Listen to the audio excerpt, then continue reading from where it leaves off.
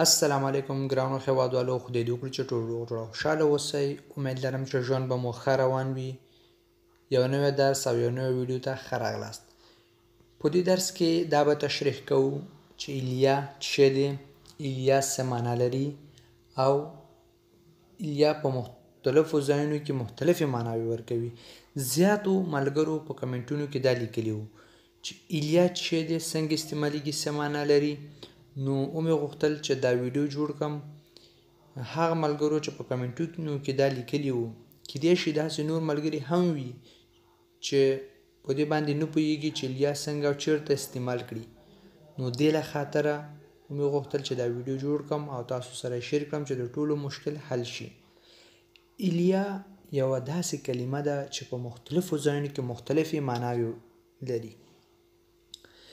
که غواړئ په دې موضوع پوره پوه شئ نو ویډیو تر اخره وګورئ او زه غواړم په دې ویډیو کې دا موضوع پوره تدریس کړم. ویډیو تر اخره وګورئ، پوهیږئ انشاءالله په ټوله موضوع. او که چیرې ویډیو په منځ کې پرېږدئ نو بیا ورباندې صحیح نه پوهیږئ. راځئ چې اوس درس شروع کړو. لومړی په حال جاري زمانه کې تدریس کوو چې په حال جاري حالت کې ایلیا څه معنا ورکوي. په حال جاري حالت کې ایلیا شته معنا ورکوي. په زیاتو ځایونو کې د شته معنا ورکوي او په کمو ځایونو کې د په معنا استعمالیږي. په زیات ځایونو کې شته معنا ورکوي. صحیح شو. ایلیا د نواژ، ایلیا د نواژ، ایلیا د نواژ معنا ورځ دی یا ورځ شته. صحیح شو، ورځ شته یا ورځ دی. تا نه یو څوک پوښتنه کوي، تا ته وایي چې مثلا هوا څنګه ده، ته ورته وایې ولا ورځ دی. ایلیا د نواژ. صحیح شو. دلته د شته معنا ورکوي او د معنا ورکوي. ایلیا دو سولی، ایلیا دو سولی، ایلیا دو سولی معنا لمر دی. ایلیا دو سولی معنا لمر شته یا لمر دی. صحیح شو.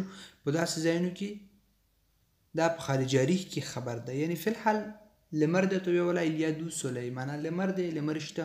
په دغه وخت کې د شته او د معنا ورکوي. ایلیا trois voitures garées dans ma rue. Il y a trois voitures garées dans ma rue. Il y a trois voitures garées dans ma rue. زما په کوڅه کې 3 موټرې پارک شوي دي یا ودرېدلې دي. ګاغې یو فعل دی چې پارک کولو ته وایي. مثلا یو موټر ودرې، یو ګاغ کې، یو کوڅه کې، یو سړک کې، یو پارکینګ کې موټر ودروي، موټر ودرولو ته ګاغې وایي. دا وایي ایلیا trois voitures، ګاغې 3 موټرې ودرېدلې دي دوماغو زما په کوڅه کې. صحیح شو. 3 موټرې ودرېدلي یعنی ګاغ شوي دي. ګاغې یعنی پارک شوي دي. دلته هم د شته معنا ورکو یعنی شوي دي. Il y a un cinéma où j'habite. Il y a un cinéma où j'habite. Il y a un cinéma où j'habite. چیرته چې زه اوسېږم هلته یو سینما دی یا ایلیا سینما، دلته یو سینما شته، یو سینما شته. او j'habite چیرته چې زه اوسېږم. دلته هم د شته او د معنا ورکوي. Sur la table il y a une carafe d'eau.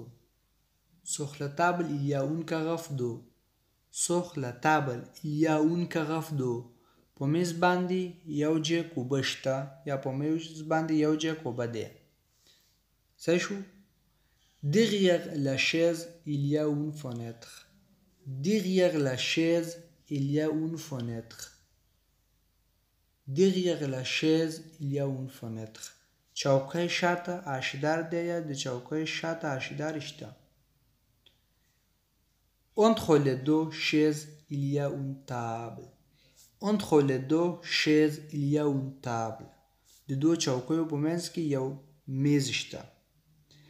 په حال جاري زمانه کې ایلیا د او شته معنا ورکوي. د او شته معنا ورکوي. اوس راځئ چې د ایلیا دویم معنا باندې پوه شو چې ایلیا په تیر زمانه کې څه معنا ورکوي. هر کله چې موږ په تیره زمانه یا تیر حالت کې یو جمله ولرو نو په هغه وخت کې ایلیا مخکې معنا ورکوي. لکه انګلیش کې چې استعمالو اګو د مخکې معنا ورکوي. صحیح شو. اوس راځي چې په مثالونو کې وګورو. Il est parti il y a 5 minutes. Il est parti il y a 5 minutes. هغه 15 دقیقې مخکې لاړو. جمله وګوره. il est parti هغه تللی دی تیره زمانه ده. نو په دغه وخت کې il y a 5 minutes 15 دقیقې مخکې. نو په دغه وخت کې il y a د مخکې معنا ورکوي. لکه بل مثال. Je t'ai rencontré il y a 3 ans. Je t'ai rencontré il y a 3 ans. Je t'ai rencontré il y a 3 ans. زه تا سره ملاو شوی وم یا ما تا سره ملاقات کړی و یا ما تو لیدلی وي 3 کاله مخکې. Je t'ai rencontré معنا ما تو لیدلی وي او ما تا سره ملاقات کړی و il y a 3 ans 3 کاله مخکې. بل مثال. Il y a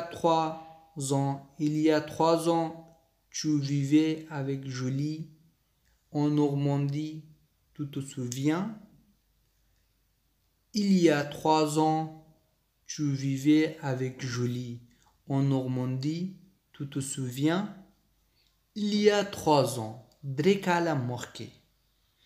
Tu vivais تو اوسېدلې avec Julie سره en Normandie په نورماندي کې.